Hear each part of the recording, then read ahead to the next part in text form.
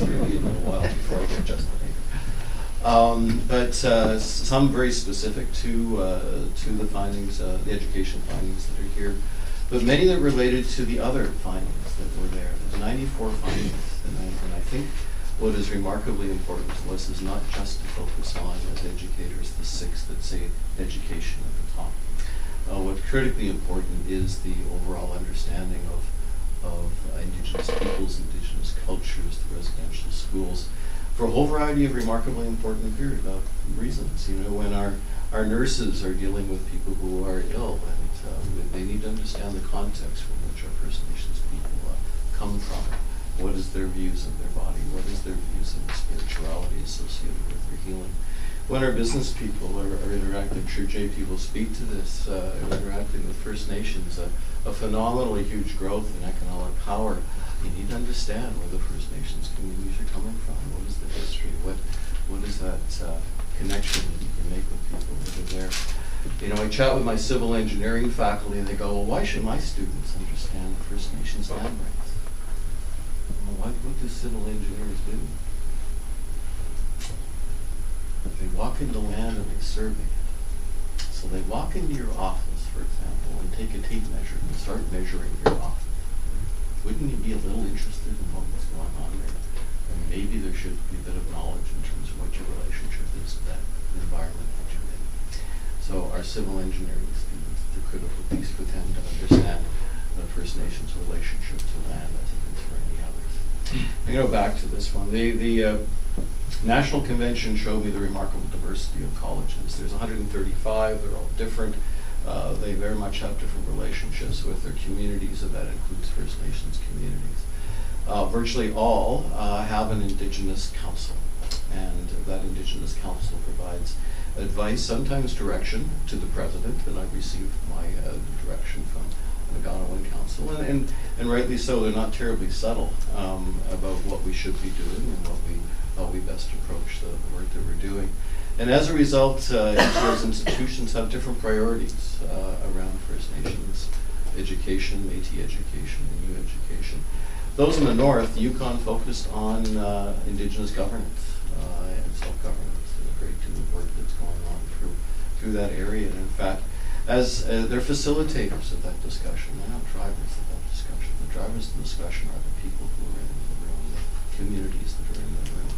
The Justice Institute talked very specifically of the findings as to how justice must be changed in order for them to find true justice in Canada for First Nations people. When I chat with my Indigenous Council, a lot of it is about having everyone in Northwestern Ontario understanding the history of Indigenous culture and what's occurred across the last 300 years. I smile when I see the 300 years because my head of policy, the Centre for Policy and Aboriginal Learning, is a remarkably powerful Cree woman named Brenda Small. And she keeps looking at me like, you want to undo 300 years of crappy history in 3 days, don't you? Well, yes, I do. But in fact, it won't. It has to be long-term. It has to be persistent.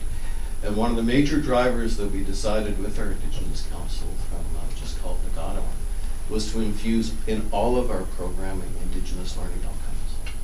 So whether that you were taking health, or whether you were taking business, or whether you were taking civil engineering, you're going to understand one or 1 to 3 of a grouping of learning outcomes that have been developed by our Indigenous Council. And this has been transformative. It's been transformative in an immense way. You know, I'll be quite honest here, 53 of our 58 programs have them. They've been fully realized probably in about 25 or 27 of them. In fact, we are confident they can teach them. And to come back to why they're not often taught in K-12, the teachers aren't comfortable teaching much of that information. So it takes a long time for our faculty, professional development for our faculty, for them to feel comfortable with the content so that they're not going to say things they shouldn't and be appropriate in what they're doing. But they were continuing to develop this, and what was interesting as I spoke to this at the conference over the last 3 days is I had a lineup of other colleges there saying we need to do this. Right, so it isn't a standalone course. It's not like a general education. It's not like something out there you have to do. It's fully embedded. The knowledge is fully embedded in the program. Why? Why would you fully embed it in the program? I'm inherently a teacher, so I ask questions. My communications people get really relevant. Like, why should you know? Why should that civil engineer know about land rights? Why should that nurse know about the way that First Nations see their bodies? A reference to childcare. Why should our childcare professionals, and we have a program on Native family childcare, understand the history of those little ones that they're working with? It's incredibly important that they understand that relevance to what they're doing. So these learning outcomes are being embedded inside our curriculum. And again, others have chosen to do standalone programming. That's absolutely fine. But you can tell I'm a little bit of a strong advocate for embedding it. And other colleges and technical institutes have joined us in order to do that. So I'm very proud of what colleges do. We have a long ways to go. We're connected with our communities in many, many ways. We do things locally. And in the local work we've done, and our Indigenous Council has asked of me not just to work within the college, but also to support the delivery of embedded Aboriginal knowledge within kindergarten to grade 12. And they go, well, that's in a college mandate? Well, no, it's not in a college mandate, but it's what our Indigenous Council wants us to do. And if I have students walking in the door with a lot more Indigenous knowledge, it's going to be a heck of a lot easier for my faculty to build upon that knowledge that's in that area. So we do dual credits. And we do dual credits in our high schools at least around Indigenous knowledge, in which we co-teach. We co-teach with high school teachers and our own teachers who have substantial background in this area to provide context, and that's working. There's professional development for those high school teachers, which are quite fearful of much of. They have the written curriculum. They know what they should be teaching. Some great stuff that's there, but in fact, putting that into place is incredibly difficult to do. So, again, I could speak at length, and I won't, but we have a long way to go. Huge opportunity to build upon the work of Justice Sinclair and reconciliation. I'm going to be a bit of a back hop and ask our three successive speakers to tighten it, because otherwise we won't get to the audience. It's a little bit good and bad. The good is just like the Senator Sinclair had that story. He thought he was going for a 6-hour panel and he stayed for 4 days. The stuff we're hearing is great and rich, but we want to give a chance to our participants. So if you can keep brevity in mind, I'd appreciate it. I'll try my best. Thank you for having me. I'm Andrew. Thank you for the invitation. Justinator, thank you very much for your words, for setting the context today. Education is absolutely key. I come from a family of 60 plus First Nation kids, Métis kids, and I'm the very first person to go beyond high school, my family history, and it's opened up my world to a place where I can lead and provide support for my family and our other Indigenous families and people. So it's a big responsibility, and I appreciate what you do as well. Both my grandmothers went to residential school. Luckily, my parents did not, and it definitely has had its impact in having role models up through my family history. But I'm very grateful for where I am today. Now, I'm going to focus mostly on the business and reconciliation, considering we're the CCAB, and it does call for Canada, and thankfully we have Canada has adopted UNDRIP. And there's one article in there that I wanted to read to you, and I think this is where the real one of the biggest opportunities rests. In Article 21.2, it says that states shall take effective measures and, where appropriate, special measures to ensure continuing improvement of their economic and social conditions. Now, I've never heard the word Inuit, First Nation, Métis, Indigenous, Aboriginal used so much in my entire career as I have in the last 6 months. So there is a major opportunity right now to take advantage of a cause like this. So I will be very pointed in my recommendations and where I see the opportunities. I think Canada needs to follow suit with the US and Australia when it talks about Indigenous business set-asides for opportunities for us to compete in the business sector.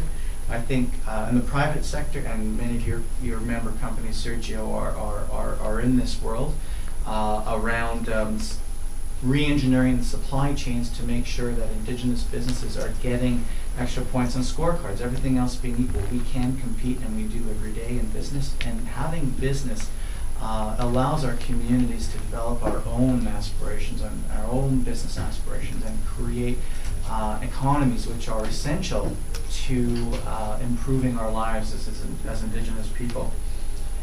We've seen this movement from jobs to service providers to primary producers of Canada's natural resources.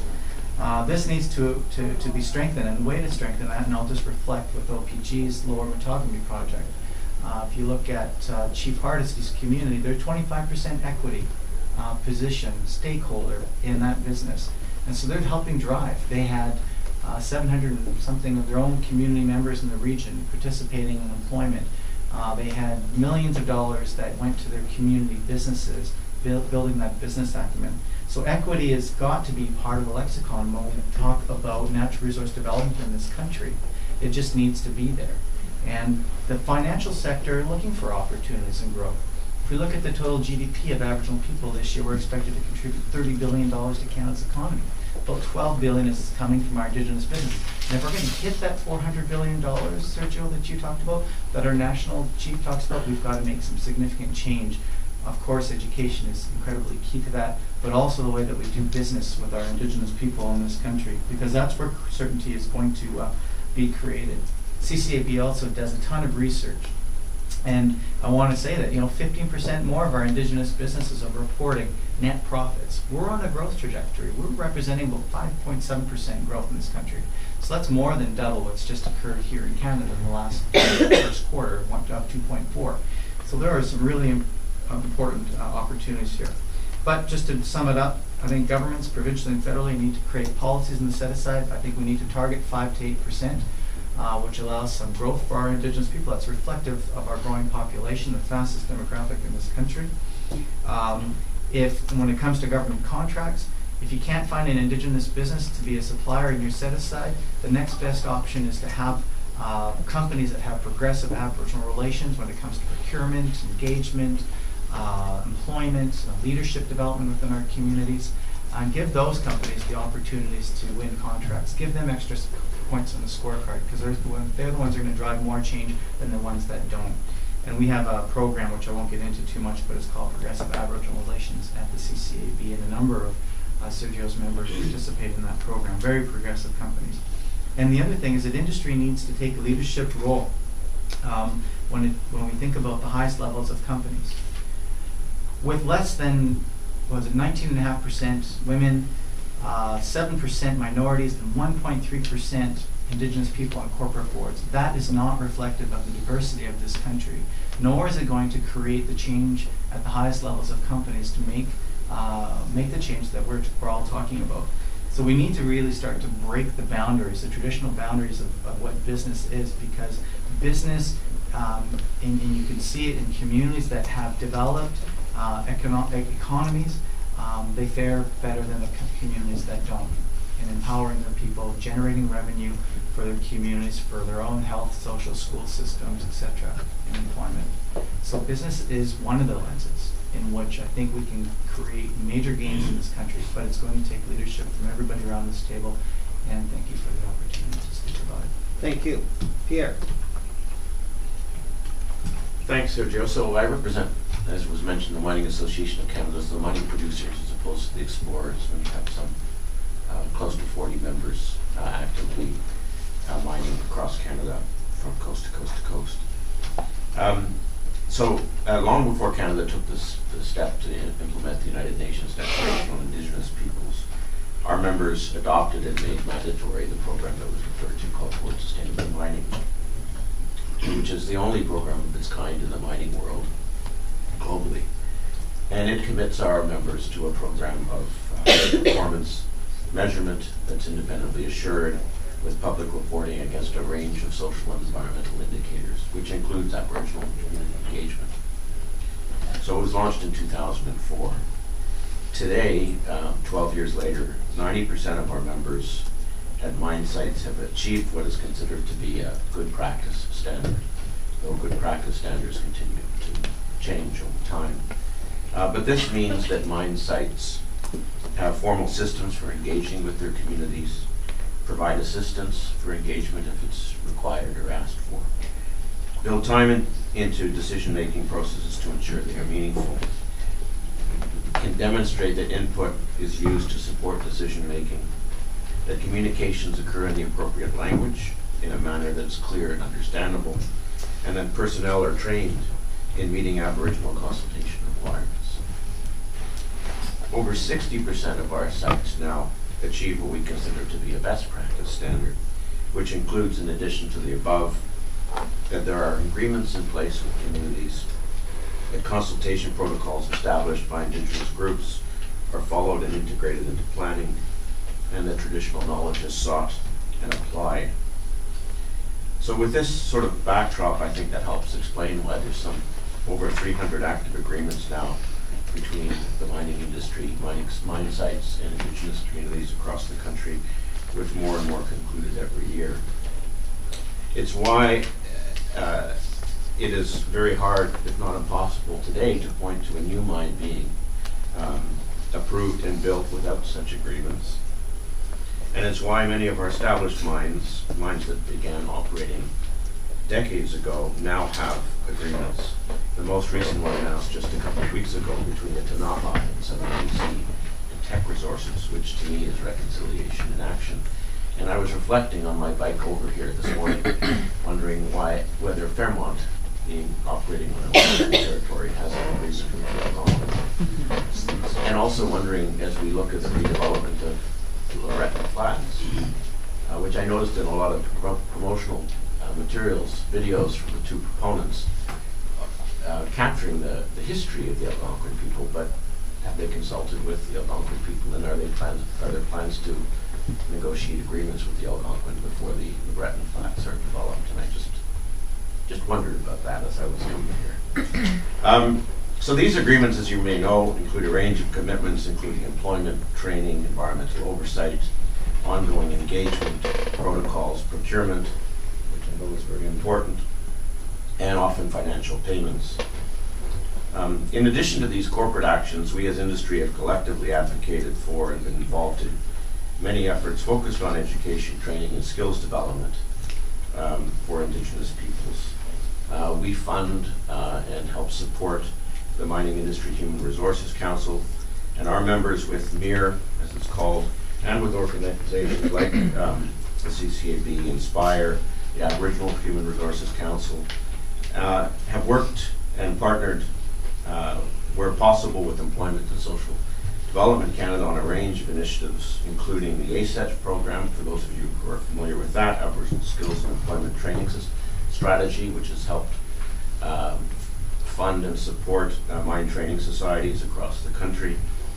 We've developed a program called Mining Essentials, a work readiness training program for Aboriginal peoples, and another one called Strengthening Mining's Talent Alloy, which is ways of exploring Aboriginal inclusion, just to name a few. And so I think it is through these efforts that over time we've become the top employer on a proportionate basis of Aboriginal people in Canada, double the national average, with some sites like Voisey's Bay with a total workforce well in excess of 50% Indigenous. We've also seen at Voisey's Bay, in the oil sands, in the NWT diamond sector, a tremendous growth in Aboriginal procurement. The NWT boasts dozens of Indigenous companies that are established to support and serve the mining industry, and are now, after 15 years of diamond activity, or more than 15 years, expanding their range of services to support other sectors. So what may have begun as low-skilled catering or cleaning services at some sites has now grown to include air transport, medical services, shipping and equipment maintenance, all highly skilled trades and occupations. This just shows, I think, what's possible. So when I look at Canada's decision to implement UNDRIP within the context of Canada's constitutional framework, I look at our practices and believe that by and large they are faithful to the intent of recommendations 92.1 and 2. We can always do better. Not everyone in our sector is equal, and I fully recognize that. But overall, I think the trajectory is right. We were asked to focus on these recommendations, so just to conclude, turn to recommendation 92.3, which calls on the corporate sector to provide education for management and staff on the history of Aboriginal peoples, including the history and legacy of residential schools, untribed treaties, Aboriginal rights, a lot of what Senator Sinclair has just spoken about. So we're actually now working with MIR, the Human Resources Council of Mining, on a project that we're proposing to ESDC. That's very exciting. It's to develop a standardized list of learning outcomes and a set of tools that can be used by mining industry employers to ensure that the company training programs translate into action more inclusive workplaces for Indigenous peoples. It's really, in the first instance, it's a gap analysis. Some of our members, like Suncorp, have actually developed pretty good curriculum for their staff on these very issues that are in recommendation 92.3. But we want to draw from what is out there from our members, find out what's missing, and then hopefully develop a curriculum that could then be adopted and implemented across the sector. And we're reasonably optimistic that ESDC with the new government will respond favorably to this request, and so this will be a project that we'll be undertaking in 2017. I'm hopeful. I'll just conclude with just personal reflection. I'm ashamed to say that it wasn't until well into adulthood that I found out about residential schools. And I wasn't a civil engineer. I studied political science and Canadian politics when I was going through university.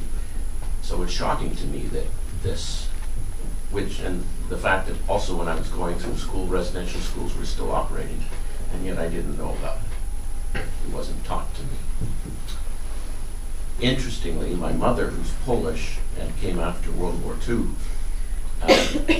had taught to me the experience that Poland went through when it disappeared from the face of the earth for 170 years, divided between Russia, Austria, and Germany, during which time the teaching of Polish was illegal, and you could be arrested and executed if you were found to be teaching Polish or teaching in Polish. So with that as a reference point, I could, and my mother could, understand probably in a way that's more meaningful than Canadians that have been here for multiple generations. Which I thought of this as you made your point about new Canadians coming to Canada and the importance of telling the real history of this country.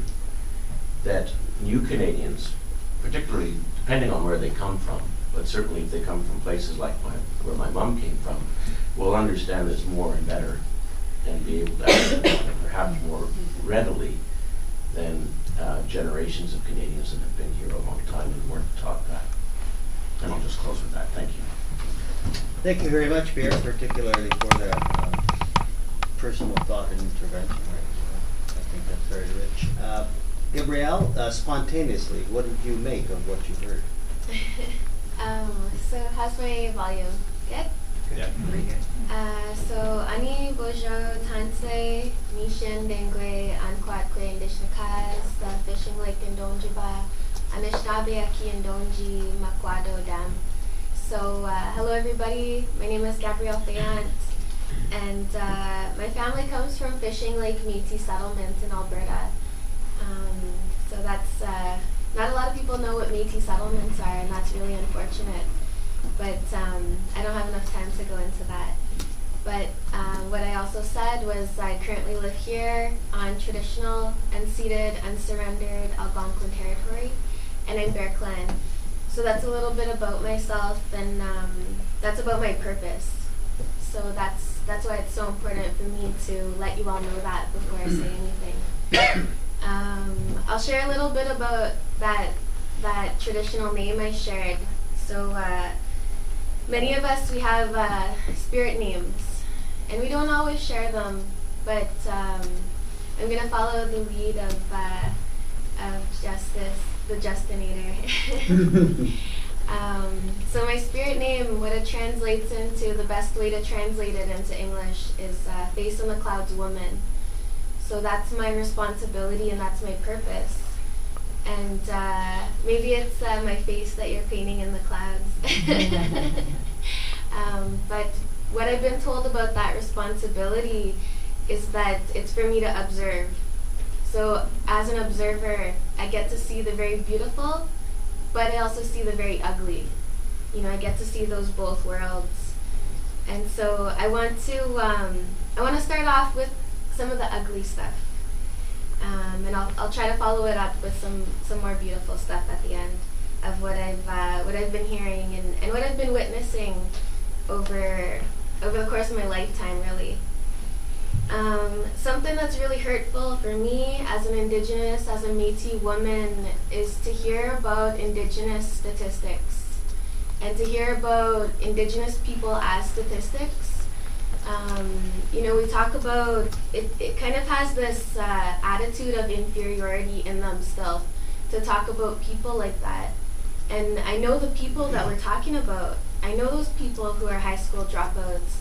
I know those people who are homeless, who aren't considered successful because they choose not to go in that way. But it's also about understanding that there's different ways that we may interpret success.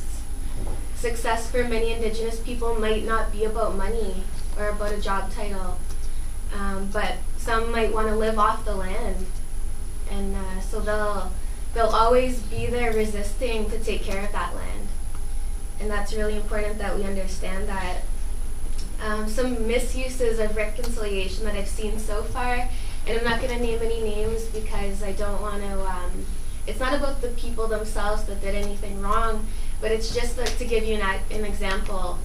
So I was at this very extravagant reconciliation event, and which is amazing. It's amazing that we're talking about dialogue and we're talking about these things that hadn't been talked about for so many generations. However, at this event, there was no consideration about elders. And that's something that's so important to me as an Indigenous person, to always respect our elders.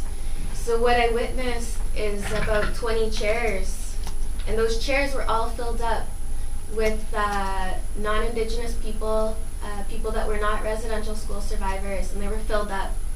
And then a residential school survivor showed up at this event. She has a cane, she's an older lady, and you can tell she needs to sit down. And she was leaning on a ledge of something while these people were looking at her like she was a problem. And we're at a reconciliation event. You know, like that's, for those things to happen, we're totally missing the point. We're totally redoing what had happened in the past, just under a different name. So that's the same thing that's true for the foster care system right now that's affecting so many children, incarceration rates in jail. You know, we're seeing our people institutionalized again and again. It's not residential schools, it's just a different name. And we have to change the spirit and intent of what we're doing.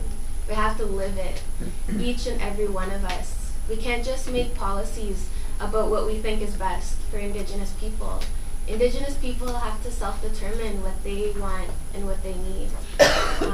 So it's always